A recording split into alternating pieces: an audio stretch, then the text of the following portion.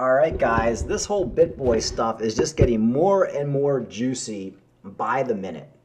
Um, I made a video earlier about Bitboy, and then right at that same time, he does a live stream. Apparently, he's driving somewhere. He's obviously like hopped up on something.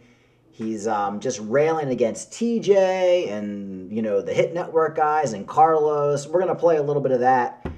And also, I just noticed that TJ is doing a interview on Altcoin Daily. I think this interview just came out. I encourage you to watch it. We're going to watch a bit of it on my channel. Some interesting things are said that I think is going to clear up some stuff. I've already watched maybe 10 minutes of it. And this is the first time I've ever heard TJ like be coherent.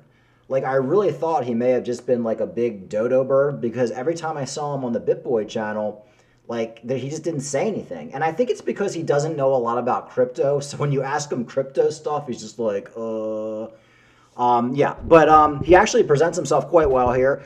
I can understand where he's coming from. He just kind of goes into the substance abuse and how Ben actually attacked an employee last year and they had to do a settlement. I totally empathize with these guys wanting to get rid of Bitboy. But my whole point this whole time was, how could you think you can survive without without Ben? Also, TJ admits that Ben owns 67% of the company. So if he owns 67%, it kind of should have been the other way around. TJ should have said, I'm out of here. I own 37%. Pay me out, whatever that is, a couple $1,000,000. And he goes and starts his own thing.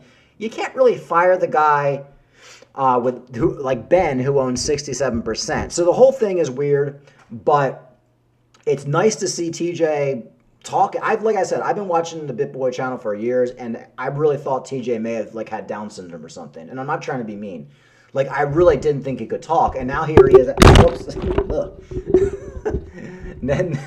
Now here he is actually being coherent. All right, so here's from Bitboy today. He's driving somewhere, and he's raging. Obviously, this guy's like on the steroids, the Adderall, whatever. Very good stuff. And we're going to listen to a little bit of it.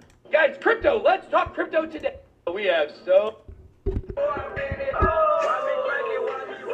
Welcome to the Ben Armstrong Crypto Show. F these hoes. That's all I got to say. This is a man on substances right here, guys.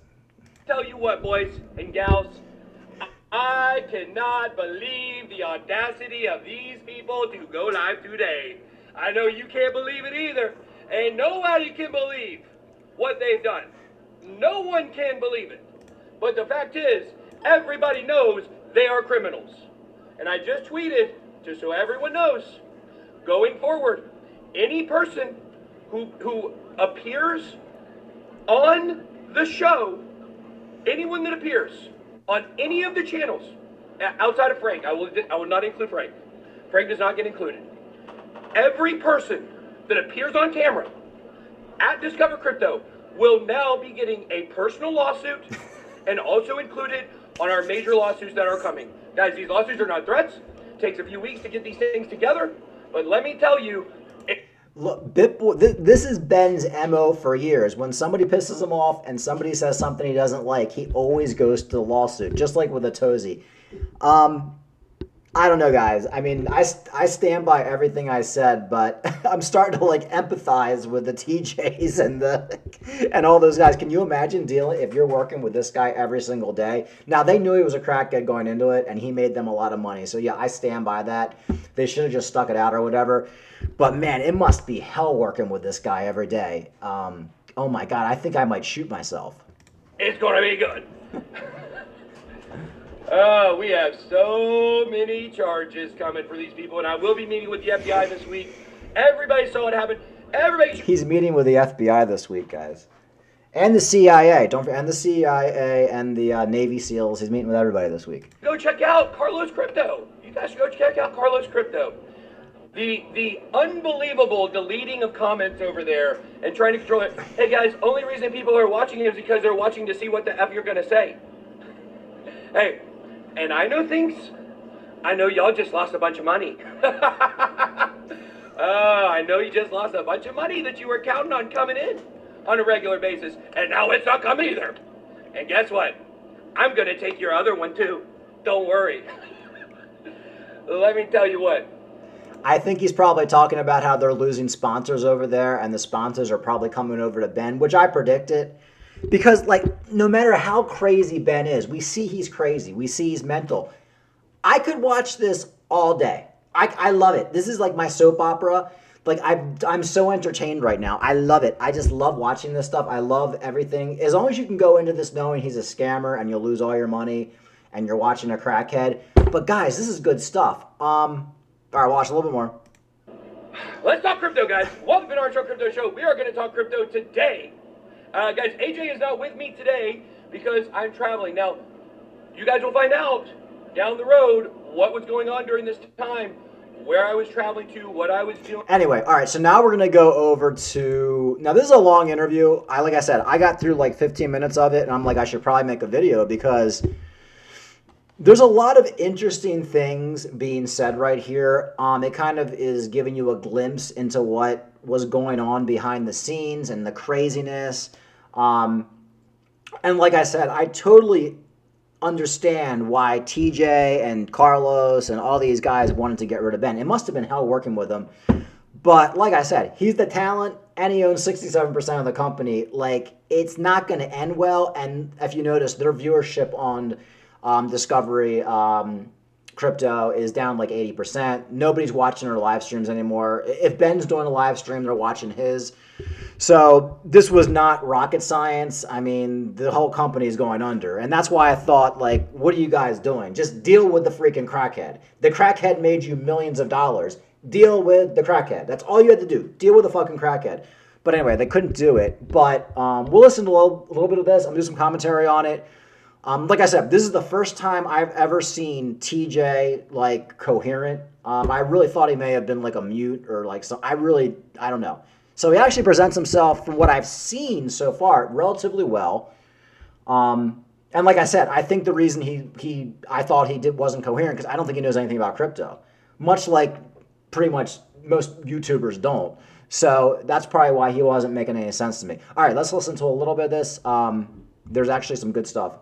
In a lot of situations, and we care for Ben in a lot of situations, and it wasn't until things really started to get out of control that real problems started to happen. And I would say that started happening for me in around May, summertime ish of this year, 2023, because I really care for Ben, and I'm willing to work with him through a lot of different situations, and we have in the past.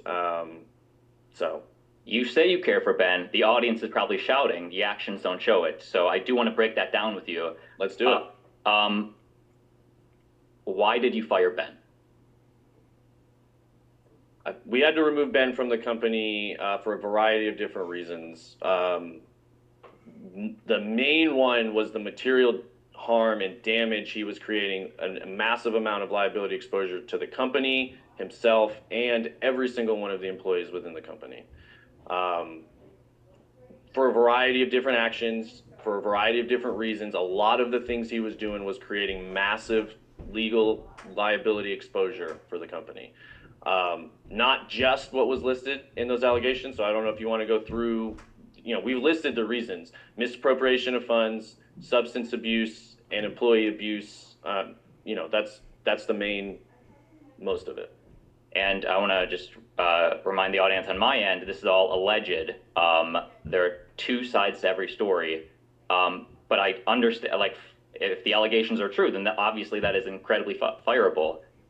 Doesn't Ben own the majority of the company? I think you mentioned he owns 67%. Yes, he does. He owns 67% of the company. I own 33% of the company. And if we want to go through the timeline of events that led...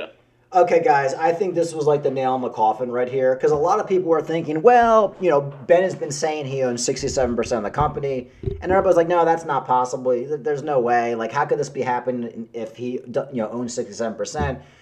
From the horse's mouth, TJ, Ben owns most of the company. So, and of course, Ben created the company. That's what pisses me off about this. So that's why I don't think any of this is going to hold up.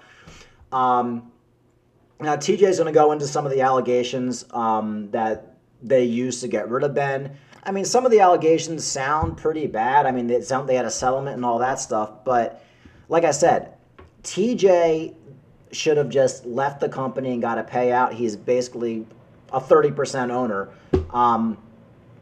I just can't see this holding up in court. Up to the execution of the clause, because it really wasn't a firing, it was an exercise of the a clause within the operating agreement. Okay, tell me about it. The clause, well, you want the storyline first or the clause first? Okay, so unfortunately, in the reasons we listed, we never mentioned anything about his personal life, his personal choices. That wasn't one of the reasons listed. However, it was part of some of the drama leading up to how we got to the point that we're at. And there is quite a lot there. So I would say sometime in the end of July, one of our head in the finance department, bright young star, he's been working with us for a long time. He ended up quitting the company for moral and ethical reasons. He came to me and basically said, some of the things he was being forced to do by Ben, he wasn't comfortable with. I'm not going to go into the details of those things at this time, but he came to me with that, and he shared with me that, like, promoting every scam in the book. Every scam in the book. He was concerned that Ben had a large gambling problem. And he was sharing me some of those concerns, some of the details around that, and it was quite a lot. So I came to Ben to address some of those issues with him, and he acknowledged them and said, he basically said, yes, this is all true. I do have some gambling issues. I've been trying to handle them. I've been trying to get things taken care of. And it's all better now. I've got it handled. I'm good. I've got it under control, is more or less what he said. Then not long after that is when a lot of this other stuff started really escalating, where, I was hearing his assistant was coming to me with concerns about Ben on the substance abuse level, and some of his behavior she'd been witnessing, and some of the emotional distress that she was in.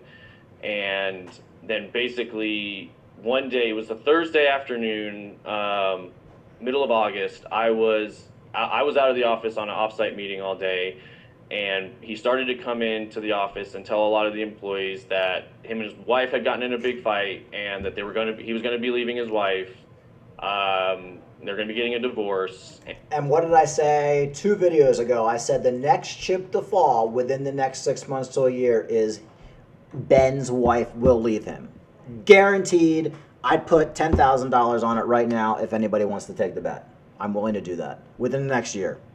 And Ben did this. Yeah, he came in and started talking to employees about this in the office. I wasn't even in the office. And then he started kind of, at the same time, also asking people, like, who's willing to move to Dubai with me? And just kind of going around asking a lot of different employees that. And people were like, what's going on? I've no, I'm not moving to Dubai. And they were kind of it was just a very confusing situation. So that next Friday, I came, and so that night, actually, this is Thursday night, I heard somebody say, like, yeah, Ben didn't really call me, I don't think, or maybe he did. But somehow I heard that he had been in the office telling everybody this, and I drove by Thursday night, saw his car parked out front of the building. I was like, anyway, so yeah, I mean, Ben's whole life in shambles over the last year. Fights with his wife, he's cheating, he's sleeping at the Hit Network studios. He's assaulting staff.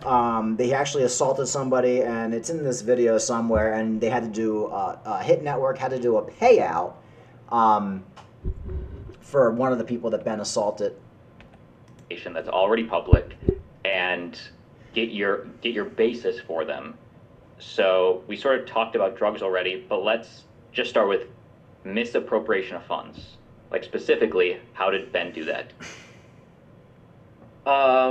There was a variety of ways he did that. I'm not going to get into all of them. One of the ones that was cited in the complaints, we had a lot of NFTs, Bored Apes, Mutant Apes, several other NFTs that were company assets that he would Basically leverage. You put up collateral, take a loan against it, use it for gambling, and then lost the asset. So he lost several $100,000 worth of NFT assets. We also had our corporate portfolios that we used to show and do videos for. I mean, we would do a portfolio video every Friday. And then at one point, he more or less just drained all those portfolios, sent those to stake. So, more or less, a lot of funds disappearing to different places. You know, unauthorized movements of funds to. If you own 67% of the company, like whose permission do you have to get to like transfer some money around? See, this is what I don't get. I mean, Ben was the primary owner in the company, TJ 35%. Like, is Ben supposed to get your permission every time he like makes a move with something? I don't know. Maybe, I don't know. I'm not like a corporate lawyer. I don't know, but I mean, that kind of sucks if you own the majority of the stake and every time you make a move, you got to like go through TJ. I don't know. I mean, I could be wrong on this one, but I think Ben probably had every right to do that. Personal, business funds going into personal places or to gambling places, as well as, all sorts of stuff on travel. And, there's a lot when it comes to misappropriation of funds. But to be honest, I don't really want to go into too many of those details for a variety of reasons. Yeah. So you no longer have the Bored Ape? No. With two Bored Apes. Ben will say, I've heard him say that he owns 67% of the company. So he's entitled to an equity draw of 67% of the assets. If he wants to do something with it, it's his company. You read my mind, Altcoin Daily. He is entitled to a 67% owner's draw, and he's taken well more than 67% of his owner's draw. So that's not how I think the biggest issue with a lot of this is Ben really doesn't understand the difference between himself and the company. He says I own 67% of the company, which is true, but he acts like he owns 100% of the company. And when you own 67% of the company, you can't just do whatever you want with all the assets all the time. So he took an owner's draw home every single week. When I said he withdrew millions of dollars from the company, it's because he did. Millions of dollars from the company he took home personally. And that's for his 67% of his owner's draw. That doesn't mean you can do whatever you want with the corporate funds and the corporate balance sheet. I mean, you understand business. Like, the difference between a corporate treasury and your personal bank account, right? 100%. Honestly, I think I don't know why Ben would have given up this control. I guess there was no following at the beginning, but it's like, if it's his vision, he is the main guy. He chose to give that up in the beginning, and then the chickens come to roost now. Right. And if those allegations are true, Ben taking more than his share of 67%, there could be a problem there. But this goes back to how much of a crackhead and idiot Ben is to allow a guy like TJ to have 35% of the company. But devil's advocate, if TJ didn't have 35% of the company, Ben would probably squander all the money. So really, by TJ having 35% of the company, it may have saved Ben. It may have saved Ben, because if he's a crackhead, which self-admitted drug addict, gambler, clearly horrible with money, you have to understand with a guy like Bitboy, a guy like Ben, as long as there's money coming in, like as long as the channel's doing well, he's used to hundreds of thousands of dollars a month, blah, blah, blah, spend here, spend there. When we go into a bear market, or if crypto just dies altogether, say this is the last bull market we ever have, which I think it may be. Like, once that's over and nobody's watching these cryptos videos anymore, like say in 2 years, 3 years, 5 years, he's completely broke, because all that money stops coming in, and he's used to having hundreds of thousands of dollars a month at his disposal. Next thing you know, he's got nothing, and he goes broke. So, like I said, we're not gonna watch this whole thing. I think it's a great interview. I'm gonna watch probably the rest later, but it's nice to see TJ coherent here, because I really didn't even think the man could speak. But it doesn't change my initial impression that TJ should have just left. he should have just said, I don't like the way you're operating anymore. I'm only 35% of the company. Just pay me out. I'm going to leave. There's no way they're going to be like, no, what I always said, no matter what Ben did, you can't get rid of the guy who owns 67%. Now, you might be able to pay him off, but if they have to pay off the guy who owns 67%, that would probably mean that every month they're going to be paying him as long as there's revenue coming in. So they can't survive if they have to pay Ben 67% of all the profits every month. So, like I said, if I was TJ, and look, this is just me from looking outside, I don't really know what was going on. I would have just put up with the freaking crackhead for another couple years, at least till we go into the bull market. And I would just know in the back of my mind that this thing is going to eventually end, because this whole crypto thing is going to eventually end. And I would just tell myself, you know what? I just got to put up with this crackhead another 2 years. Ben made me a multi-millionaire. I'm just going to figure it out. I'm going to, most of my day is just going to be keeping this crackhead in line, because we're bringing in hundreds of thousands, actually $1 million. They're bringing in $1 million a month in sponsorship money. I mean, these guys are raking it in. If they played their cards right, which it looks like they're already rich, but like they could come out of this thing in 2 or 3 years with like $100 million each. But by trying to get rid of your main guy, it almost kind of reminds me of just even in like show business. And I've said this before, like you always have like that, like Charlie Sheen, for example. He was like the whole like that 2.5 minutes syndicated made NBC, ABC, whatever channel that was, $1 billion. And they're like, oh, we don't like Charlie Sheen anymore, so they get rid of him and they try to replace him. And 2 months later, the show gets canceled. Like by them getting rid of Charlie Sheen, they lost $1 billion. Like that show could have gone another 10 years. And even interviews that Charlie Sheen did, he said he would have done the show another 10 years. Now, because of the Me Too movement and all the liberal shit going around, NBC is like, oh, we got to get rid of him. Just like they had to get rid of Roseanne. And they lost $1 billion, quite literally. Well, that's kind of what I see what's happening here. You can't get rid of the talent. You can't get rid of the talent. Not only is he the talent, he also owns 67%. So Charlie Sheen didn't own 67% of 2.5 Men. But imagine if Charlie Sheen did own 67% of 2.5 Men, and they fired him. And this is like bad. So I just don't see Ben coming out on the shitty end of this. But I think it's going to be shitty for everybody at some point. Like I think in the next couple years, like I said, I don't think crypto's going to be all that popular anyway. I think this is the last bull market. I think this is like the final death throes. I think, Ben will probably do fine this bull market. I think, the Discovery Network channel or TJ, they're probably going to rake it in, when everybody comes back into crypto in the next 6 months to a year. But once people get sick of crypto in 2-3 years and we go into that bear market again, I think they pretty much fuck themselves for any future. And I do think that that Discovery Network, Hit Network, is probably going to have to pay Ben out a lot of money. Now, I don't know if that's a good thing or a bad thing for Ben, because he's probably just going to take all that money and just squander it. But, I just don't see how you can get rid of the founder and the guy who owns 67% of the company. It doesn't make any sense to me. Yeah, I guess. I mean, I don't. What do you mean by that? No, I'm saying that I was saying it's on him.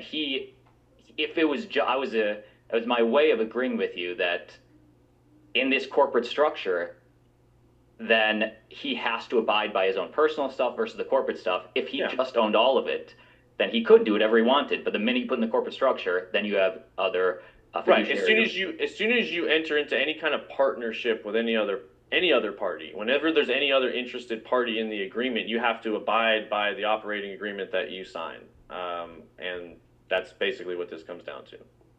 Let me lay out Ben's argument, because again, the goal here is just to be as fair as possible. I think, and I hope to have Ben on this week, but it's not confirmed, but I think this is something like what Ben would say. He would say that there was a stake deal, which him and Cassie brought in. He was getting much more than what a couple Bored Apes were worth, $1 million a month.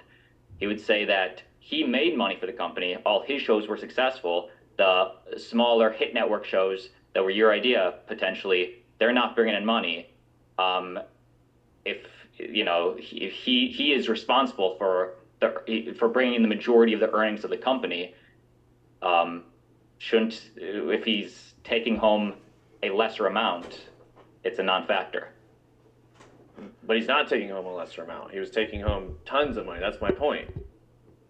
So transferring right, and his point is, without Ben, you don't have a show. All those other hit network shows were complete flops. Nobody watched them. It's like, it's like why even bother?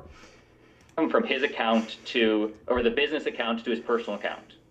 Yes, he was getting paid regularly. His owner's draw, he'd withdrawn well more than 67% over the years. Does that make sense? Yes. So he actually owed the company money, and then he was withdrawing more from the company treasuries. I would assume that, it all comes down to proof, and look, you can tell TJ is getting mad here because Altcoin Daily, Altcoin Daily guy, I think his name's Austin. He's actually done a really good job. He's asking really good questions. In a nutshell, basically Austin's saying he owns 67% of the company. He should be able to take millions of dollars out, and it's essentially his company. And how can you really legally stop him? All these transactions happen on exchanges, from the business one to his personal one, however that happened, then there's evidence to support that, and that's more easily provable in a he said situation. Yes, absolutely. I mean, almost none of our statements we're making don't have evidence behind them. That was the entire purpose of having the attorneys take statements to begin with. They took statements, they followed up on the statements, and we've been, collecting information ever since. Substance abuse allegation, to me, those are the biggest two: funds and substances. We mentioned some, but specifically, what were the main substances that you are alleging? Again, it was a variety of different substances. He's already named a lot of them, but it was a lot of the steroids abuse and steroid. Who cares? See, now we're getting into they're just looking for reasons to get rid of them. Let's see if there's anything else juicy. I'm gonna cut a little bit in the front here. I guess this is why did he take Ben's son's channel? I didn't even know his son had a channel, but that's this is like the days of our lives, like white trash edition, like crypto edition. I don't know, guys. They need to make a real soap. I guess it's like a reality show soap opera. I'm really enjoying it. I'm like a woman watching this. Does Ben say that you stole his son's channel? Steel man that for me, if you would, or is there any basis? Why would he say that? Because it's hooked to a hit network email, so it's like they can't log into it right now, but we would transfer it at any point in time. That's what I'm saying. It's like it was run here as a business. He was using business resources to run it. He was using employees to run it and corporate emails to run it. And it was just, it's at the bottom of the list of all these assets that we're going to have to talk about. So it's like, he's very focused on very specific things that sound bad, but okay, if you want it, take it. Nobody's fighting for that channel. And again, I don't know if his son's asking for it. His wife, I haven't seen any request for it in any way, shape, or form, but if they want it, as soon as I saw that they wanted the jerseys and the pickleball net that he was complaining about, I said, somebody send that stuff to their house. We're not trying to be petty. We're trying to run a business, and we're trying to protect all the people here. You're not trying to be petty, but you're stealing the company from the founder and the guy who owns 67%. Again, I just can't say it enough, and I totally get where TJ's coming from here, but it's not going to work, guys. It's not going to work. All right, let's finish off here. We kind of skipped around, but I want to know who this Carlos guy is, and I think they're going to talk about that soon. But let's talk about Carlos. Carlos Diaz, aka Larry Smith. Due to why in every leaked audio am I hearing his voice? Who is he? Yeah, that's what's so funny. Carlos Diaz is Carlos Diaz. He is a community member. He's a friend of Ben's. He's an investor. So he's been somebody that's been watching the channel for a long time. He'd say he's part of the Bit Squad. Came out to one of our first meetups. Took a picture with Ben. Kind of got to know Ben then. And then one day Ben had said something on the live stream. He's been here a lot. He's told this story so many times. A lot of our employees are probably sick of hearing it, but Ben tells this story on the live stream. Hey, if anybody in the Bit Squad lives in this area, here's our address. Feel free to come on through. And so he stopped by the building, started to get to know us. And again, really started to create a relationship with Ben, and he's been an investor. He knows a lot of people in the entertainment industry, in athletics, basically a lot of different celebrities, Major League football players, baseball players, producers, all that sort of stuff, especially in the Atlanta area. And he's just kind of been a fan and a champion of Ben for a while. He bought tons of the catching up to crypto books to try to help him make bestseller. He says he's got thousands of them in his house right now, and just Oh my God, this is actually fascinating. So this guy Carlos is just some fanboy. He bought thousands of Ben's book, and that's probably why it made bestseller. Like even more scamming, even more scamming. How did Ben's book get to be a hit? Well, they got jackweeds by just buying thousands of copies. Ah, this is great.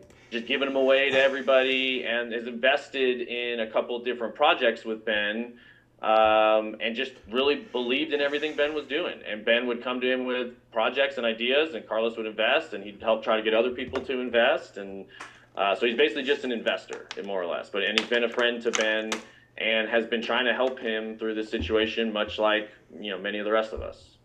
Does he work for Hit Network or Bitboy, the entity? No, he's never worked for Hit Network. He never has. Not Bitboy. Nothing. We've never paid him anything. So he's no way business, associated with us at all, other than it being he's invested in similar things. A big allegation is that was the guy that threatened Ben's life, and the audio recording says something about like under the jail. And I looked it up on whatever that website is, slang.com or whatever. It does say that means a really hard jail sentence or something, but some people could interpret that as a threat of your life. What's your take on that? I think it's bizarre. I think Ben's really trying to spin a narrative that fits the situation that he's in. Nobody's ever threatened Ben. I don't think he's afraid for his life. Maybe he is. I don't know. You'd have to ask him about that. But I do think that might be something he's told his wife and his kids to get them to cooperate.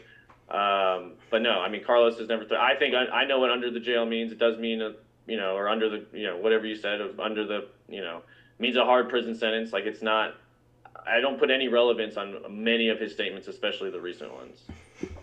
Dude, if you would allow, let's talk about the Lambo. Mm-hmm. That's a point of contention, at least on Ben's side. Did Hit Network take possession of the Lambo that Ben drove? This whole Lambo thing is so stupid. I don't know where he stands with the stupid Lambo. Like it's so ridiculous. We never stole it from him. We never took it from him. It's just absurd. Yo, we're getting towards the end of this. Again, I really appreciate you taking the time. Well, I don't really think they answered the question about the Lambo. But yeah, I think we know the answer to the Lambo. The car was owned by the company, and they took it back when they tried to fire him. All right, guys. Well, that's pretty much it for now on this. Good stuff here. I highly recommend this interview. It's nice to see TJ give his side in coherent ways. You don't really know what you can believe. Right now it's just like scammer act. It's like two scammers just like going at each other. The way I see it, throughout the years, all the scams that Bitboy promoted, TJ was right there by his side. So I don't put much credence in anything that any of these people say, but we do know that, Ben over here is absolutely crazy. So it must have been absolutely hell to work with him. I can only imagine. But when you're making $1 million a month, like, look, I'll put up with a crackhead right now. I'll work with Ben Armstrong every single day if I can get $1 million a month. Wouldn't you guys? Who wouldn't? So essentially all TJ had to do was just put up with this shit a few more years and then just cash out the company with millions and millions of dollars. And they just saw a way they could get rid of him, or a way they thought they could get rid of him. But unfortunately, legally, now I'm not a lawyer. I don't know what's going to happen, but just my 2 cents. If you're the creator and you own 67%, it's going to be an uphill battle legal case. Not to mention they're going to be spending a lot of money in legal fees fighting this, and their viewership is down and they're losing sponsorships. So this whole legal thing could just bankrupt everybody. It really could. But the thing for Ben is, as long as he's on the internet or on YouTube babbling, making videos, he's going to have money coming in because he's an interesting guy to watch. But eventually the SEC might shut him up. He might have a heart attack. He might crash his car. And I mean, I'm not saying I want anything that to happen, but like you're dealing with erratic, substance abusing people, so anything can happen. But yeah, I highly recommend watching this stuff. I mean, this is just crazy. I mean, all this stuff is crazy, but I love it. It's like a big soap opera. All right, guys, talk to you later. I'll do another video tomorrow. There'll probably be a whole new bunch of interviews tomorrow. But all right, like and subscribe. Talk to you later.